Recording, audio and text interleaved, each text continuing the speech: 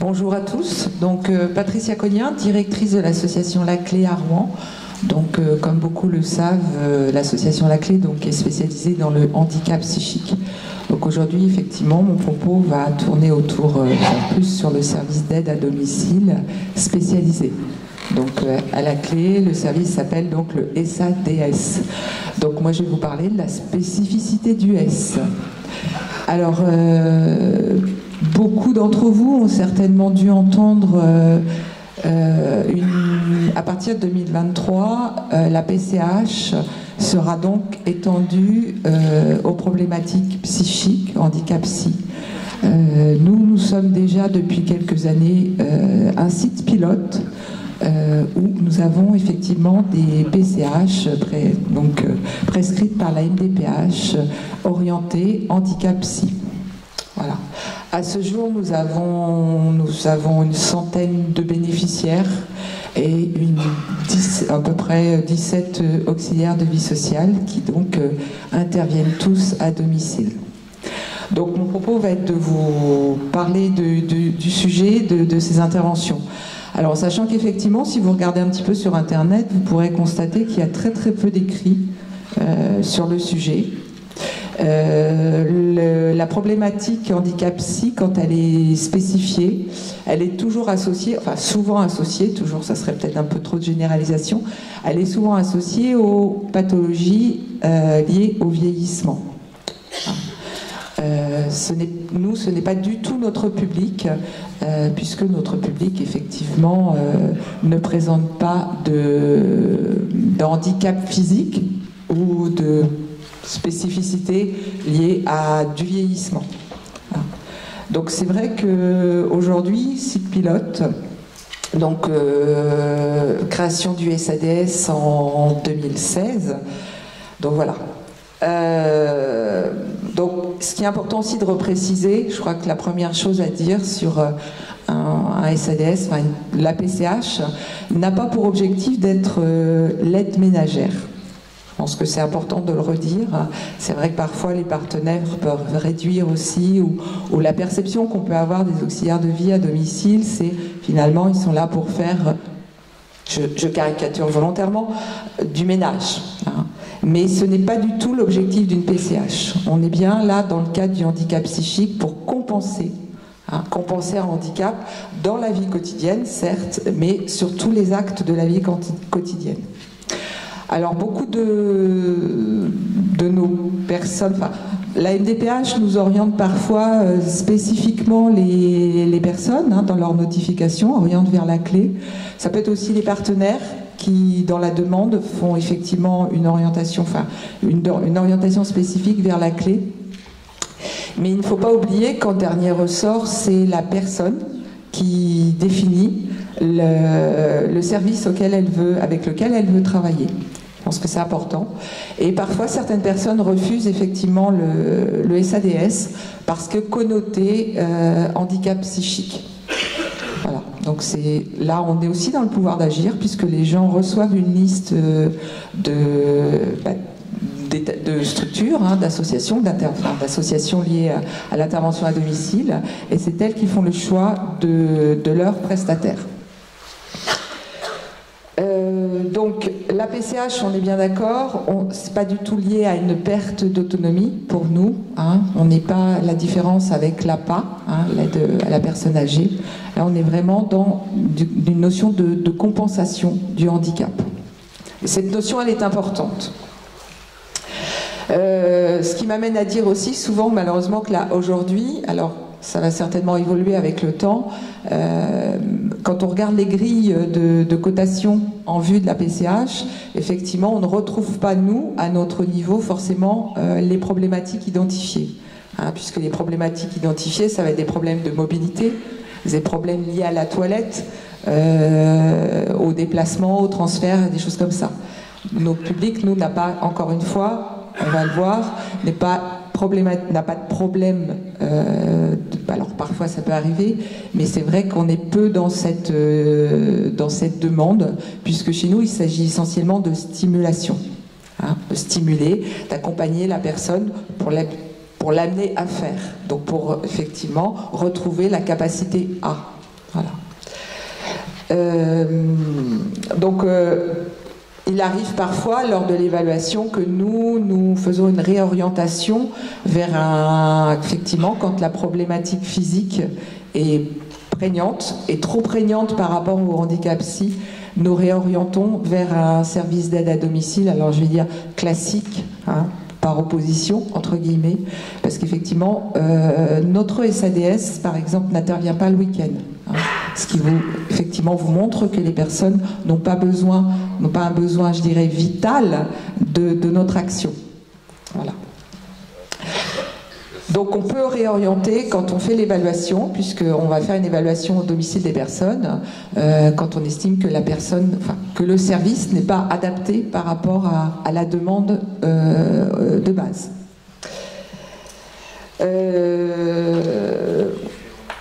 Donc quelle est la valeur, je dirais, la valeur ajoutée d'un SADS? Quel est l'objectif? On est bien d'accord qu'il s'agit pour nous d'assurer la sécurité de la personne dans son logement, de lui permettre de prendre soin de lui-même et de l'accompagner dans la capacité d'être capable d'eux. Voilà, hein, on est vraiment dans cette dynamique-là. On a donc un rôle très très important sur la capacité à agir. L'autonomie se gagne progressivement, hein, on voit bien parfois la difficulté, par la répétition aussi des gestes quotidiens. Madame Etienne disait ce matin, le petit pas proximal, on est vraiment dans cette dynamique du petit pas, par la répétition, par l'habitude d'eux, pour amener les gens à faire progressivement par eux-mêmes. Donc l'idée pour nous, c'est de permettre à la personne de se maintenir dans son logement le plus longtemps possible, d'accéder à un logement, on le verra avec le service logement, mais tout en même temps, il faut accepter effectivement les limites de son évolution. On parlait tout à l'heure, effectivement, Madame Etienne disait aussi parler d'un modèle. On ne peut pas plaquer un modèle sur notre action, puisqu'on est vraiment là sur une évaluation faite en début de prise en charge, d'accompagnement, sur les axes à travailler. Donc on ne va pas définir et plaquer un modèle en disant voilà, il y a telle tâche à réaliser. On est vraiment dans voilà, quels sont les axes à travailler avec la personne pour l'amener à être plus autonome, à pouvoir vivre dans son logement et avoir la capacité de faire. Développer donc la capacité d'agir est vraiment le cœur du métier du SADS et des auxiliaires de vie sociale. Donc on est bien d'accord, il ne se résume pas à une liste de tâches à exécuter. En sachant qu'avec notre public, stimuler, développer la capacité d'agir est un travail de longue haleine, à maintenir dans la durée. On sait bien que la maladie psychique n'est pas forcément linéaire et que parfois, malheureusement, on constate il y a aussi des hospitalisations, il y a des phases de régression. Donc c'est un travail on fait, on refait, on reprend. D'où toute l'importance aussi qui va être exigée auprès des auxiliaires de vie sociale de l'analyse arrivée au domicile. C'est vrai que pour certaines personnes, on ne sait pas ce qu'on va trouver quand on va arriver le matin. Et il va falloir faire l'analyse de ce qui se passe, de quelles sont les priorités aujourd'hui. Et ça, c'est pas donné forcément à tout le monde de faire ça demande effectivement de pouvoir être en capacité de prioriser. Ce qu'il va falloir faire. Est-ce que le plus important aujourd'hui, c'est d'accompagner la personne pour qu'elle se nourrisse mieux? Est-ce que ça va être le plus important d'essayer de l'accompagner le stimuler vers la toilette, en sachant que effectivement on négocie avec la personne, hein, effectivement on n'est pas dans le faire, on négocie avec la personne. Et toute l'analyse va se situer aussi dans aujourd'hui, qu'est-ce que je fais? Est-ce que je fais avec? Ou ce que je fais faire, finalement. Hein. Et on est toujours en train d'osciller, finalement, entre ces trois postures. L'auxiliaire de vie doit pouvoir évaluer ce que la personne va pouvoir faire, ce qu'elle ne pourra pas faire aujourd'hui, ou ce qu'elle pourra faire, mais avec de l'aide, en étant accompagnée, en ayant un modèle. Et ça, c'est une dimension importante du métier d'auxiliaire de vie sociale, puisqu'effectivement, comme je vous disais, rien n'est jamais linéaire, rien n'est jamais acquis. Alors il y a des gens qui effectivement qui sont dans une évolution constante, mais on sait très bien, malheureusement, pour les personnes non stabilisées, eh bien ce n'est pas aussi simple. Voilà. Donc ce qu'il faut dire aussi, c'est qu'on est toujours aussi dans la négociation avec le bénéficiaire, finalement. Et je pense que c'est là aussi qu'on peut parler de pouvoir d'agir, puisque finalement, on n'arrive pas avec l'idée, voilà, on va faire certaines tâches, mais on arrive avec le dire, voilà, aujourd'hui, il serait bien, il va falloir négocier. Il va falloir négocier avec le bénéficiaire qui parfois n'a pas envie. On connaît aussi la difficulté aussi de la maladie psy, c'est-à-dire d'être de l'apathie, de ne pas avoir envie. Voilà. Donc il va toujours falloir négocier et puis tenter des approches différentes. Voilà, aujourd'hui on négocie. Alors si on fait ça ensemble, bon, du coup on pourra faire ça. Voilà, si tu fais ça, eh ben, on pourra. Vous voyez, il y a toujours cette espèce de négociation qui est finalement intéressante, puisque finalement, ça donne aussi une autre dimension dans le relationnel professionnel et bénéficiaire. Puisque finalement, on est à la rencontre de deux systèmes qui vont devoir négocier ensemble. On n'est plus sur un professionnel qui va arriver, plaquer un modèle d'intervention et puis repartir sa tâche faite. Donc c'est intéressant pour l'évolution de la personne. Et en plus, la difficulté je dirais, de l'intervention, il faut toujours procéder par essai-erreur. On n'est pas sûr de ce qu'on va proposer aujourd'hui va fonctionner. Donc il faut, essayer quelque chose, tenter une autre approche, réessayer, voilà, et puis dire bon bah tant pis, aujourd'hui ça on le fait pas, ok, bah écoute, on reverra la semaine prochaine, on en reparlera, bon, aujourd'hui on se concentre sur telle ou telle chose. On priorise aussi le besoin du bénéficiaire. Mais on est aussi dans cette double injonction, puisqu'effectivement il y a le bénéficiaire avec ses besoins, ses envies, ses difficultés, et puis il y a aussi les axes à travailler. C'est aussi la difficulté du métier. C'est-à-dire qu'effectivement, dans le cahier de bord, on doit travailler certains axes. Voilà, et noter, j'en sais rien, moi je veux dire, amener la personne à faire sa vaisselle. Je vous donne un exemple concret. Voilà. Mais le bénéficiaire, il se trouve que lui, aujourd'hui, c'est pas sa priorité.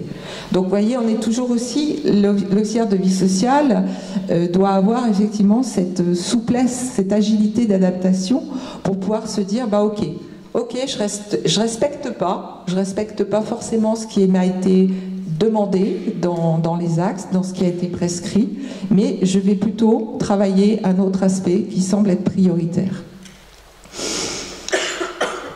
Donc ça veut dire qu'il faut accepter effectivement de pouvoir aussi accepter effectivement la régression. C'est-à-dire si vous avez mis un jour quelque chose en place, le lendemain vous revenez, ben non, voilà, on ne travaille pas sur la même dynamique, mais c'est aussi de donner la possibilité à la personne d'avoir finalement du pouvoir sur ce qu'elle veut, d'avoir une action. Et puis, il faut quand même se dire que finalement, c'est la personne qui paye son intervention. Alors ça, c'est le paradoxe du modèle aussi. Donc finalement, quelque part, même si c'est un mot qui fait bondir certaines personnes quand je l'emploie, mais il est client. Donc on est toujours aussi dans cette double injonction où, voilà, il faut emmener la personne vers quelque chose et en même temps, la personne est le client et le prestataire qui va financer sa prestation. Un autre partenaire ou une partie prenante qui est importante, c'est les familles aussi, qui aussi ont des attentes très très très précises ou des représentations très précises sur ce que doivent faire les auxiliaires de vie sociale. Donc il y a aussi toutes ces négociations avec les familles qui parfois aussi attendent, projettent un modèle de bien-être ou de bien vivre dans son logement, mais qui ne correspond pas forcément aux besoins du bénéficiaire. C'est vrai qu'il faut être à l'écoute, et Bastien le disait bien ce matin aussi, effectivement, on doit aussi s'adapter à partir du moment où la sécurité, effectivement, est maintenue, où il y a un bien-être, encore une fois, la difficulté est de le définir, on doit s'adapter aux besoins, à l'écoute, et les symptômes ne se manifestent pas de la même façon d'une personne à l'autre.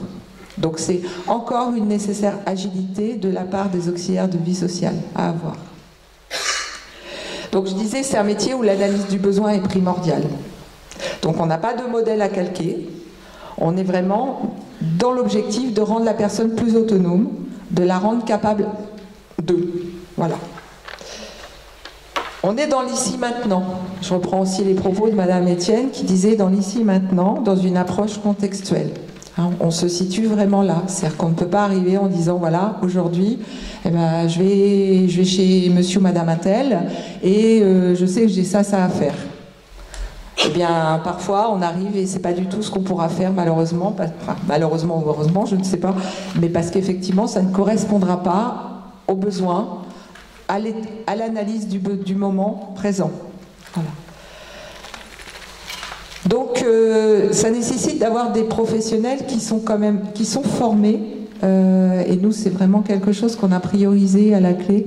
Donc, d'avoir une sensibilité, d'avoir une formation autour du handicap psychique.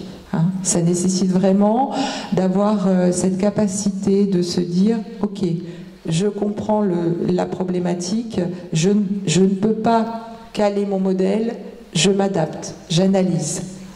Donc effectivement, à la clé, on a fait le choix de former les auxiliaires de vie sociale au premier secours en santé mentale, hein, PCSM, parce que c'est fondamental qu'ils puissent aussi avoir des outils, des clés pour pouvoir agir, enfin je veux dire s'adapter.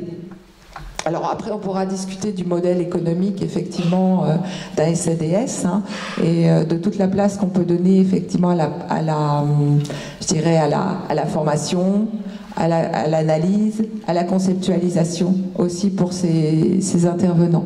Parce qu'il ne faut pas oublier que ces intervenants sont seuls à domicile, ils ne sont pas dans une structure, donc ils ne peuvent pas, je dirais, s'appuyer aussi sur une équipe ou un modèle.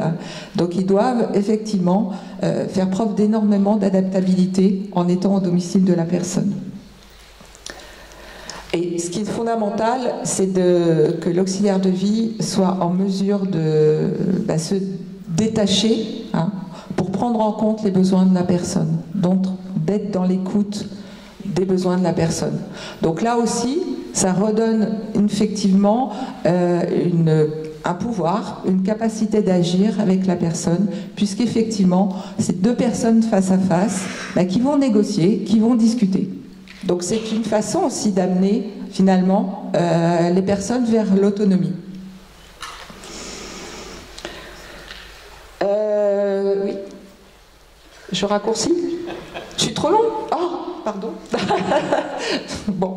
J'ai encore plein de choses à dire, hein, tu sais, parce que je pense que c'est important. Alors, je vais aller plus vite, de fait, mais ce qui est important de dire, alors, moi, mon propos était de faire le lien avec le service logement, puisque nous avons un montage service logement, où des gens sont donc logés dans le droit social, et dans le droit commun, pardon, excusez-moi, des logements logés dans le droit commun, dans des logements autonomes et individuels, et donc avec l'intervention du SADS. Ça, c'est quelque chose d'intéressant, puisque ça permet à des personnes, finalement, d'être dans un logement autonome, ce qui ne pourrait pas peut-être se faire, donc de sortir de l'hébergement collectif, de l'hébergement ou en institution, qui est quand même un hébergement qui ne favorise pas la prise d'autonomie et la capacité d'agir. En plus, d'avoir un chez-soi, c'est un fort acte d'autonomie. Hein, c'est important, et de valorisation.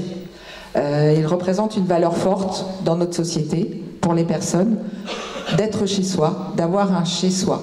C'est très important. Donc ça leur redonne une place dans la société, une place importante. Et puis, dans cette place importante, ce qui est important de se dire, c'est finalement, c'est eux qui accueillent. C'est plus nous qui les accueillons dans une structure, c'est eux qui accueillent dans un logement et qui vont accueillir l'auxiliaire de vie dans leur logement. avec toute la difficulté que ça peut être de finalement pour l'auxiliaire de vie et pour la personne qui va rentrer dans la sphère intime. Mais on voit bien que finalement, au fur et à mesure, à force de rentrer, d'entrer en lien, c'est ce qui va permettre à la personne aussi d'accepter que dans son univers personnel, un autre vienne dans son univers, sa sphère intime, et va pouvoir l'amener vers de l'évolution. On est bien face à ce que je vous disais tout à l'heure, deux systèmes de référence qui vont se retrouver face à face chez la personne, et la personne va accepter finalement de s'ouvrir à cet autre système de référence. J'essaie de raccourcir. Voilà, donc c'est aussi la possibilité finalement d'amener vers une forme de sociabilisation, hein, en étant chez soi, en permettant aux personnes d'accueillir chez eux. Pour nous, l'important, c'est aussi dans ce montage, c'est que la personne puisse respecter ses devoirs de locataire. Donc il y a un travail qui est fait aussi en autonomisation sur qu'est-ce que c'est qu'être locataire. Et il y a un soutien de l'équipe du service logement, mais l'auxiliaire de vie a un rôle important aussi à jouer dans cette dynamique. Effectivement, on parle budget, on parle comment on préserve aussi ses voisins, comment on vit aussi dans une collectivité, dans un immeuble, etc. Donc le service logement, comme le SADS, finalement, accompagne à l'intériorisation des règles, des droits et devoirs des locataires, ce qui est aussi une façon de donner un pouvoir d'agir. Hein, puisque là, c'est la personne qui va être acteur dans son logement et dans sa vie avec les autres. Alors, bon, je vais raccourcir. Donc ce qui est important de dire, c'est qu'effectivement, nous, le SADS, finalement, c'est un paradoxe que je vous disais, c'est-à-dire qu'on entre dans l'intime de la personne, où le logement, finalement, est un lieu de protection. On le voit bien pour tous, pour tout le monde, pas seulement pour les personnes qui ont un problème, un handicap psychique, on le voit bien pour tous que le logement est un lieu de protection, de repli, où on se sent en sécurité. Donc toute la difficulté va être d'accueillir aussi des personnes de l'extérieur dans cet espace finalement privé, hein, où on le sait, la problématique est essentiellement le repli sur soi. Donc de fait que la personne vienne et accueille les auxiliaires de vie sociale, renforce, je dirais, son estime de soi, renforce sa capacité à s'ouvrir finalement sans se sentir en danger. Donc effectivement, on constate là que l'auxiliaire de vie joue un rôle fondamental dans le lien à l'autre. Et que finalement le travail partagé, la négociation dont je vous parlais tout à l'heure, va amener finalement un système où on partage des tâches. Au travers des tâches, on va partager un travail ensemble avec l'auxiliaire de vie. Donc on est dans quelque chose de partage qui redonne finalement du pouvoir aussi aux personnes. Il me semble qu'à ce niveau-là, c'est la meilleure façon de développer la capacité à agir. C'est quand on est dans le partage ensemble de tâches et de travail à faire. Donc, juste pour finir, les conditions... Alors, c'est vrai que je disais que le modèle économique, malheureusement, du service d'aide à domicile ne permet pas forcément d'aller plus loin. Or, à la clé, on a fait le choix de permettre aux intervenants de rencontrer toutes les semaines un psychologue et une psychiatre dans le cadre de réunions pour pouvoir effectivement conceptualiser, parce que c'est toute la difficulté aussi, de mettre en mots, de conceptualiser pour améliorer, je dirais, l'accompagnement vers l'autonomie de ces personnes. Puisqu'effectivement, on compte beaucoup sur, je dirais, la spontanéité, le bon sens, mais à un moment donné, c'est important aussi pour accompagner les personnes de pouvoir un petit peu mieux appréhender la problématique auxquelles ils sont confrontés. Voilà, écoutez, c'est pour ça que c'est important de défendre les auxiliaires de vie sociale. L'intervention à domicile est un véritable enjeu de société et on voit l'impact et l'importance de leur rôle dans la capacité à agir, dans l'autonomisation, dans l'accompagnement des personnes vers du lien social. Merci.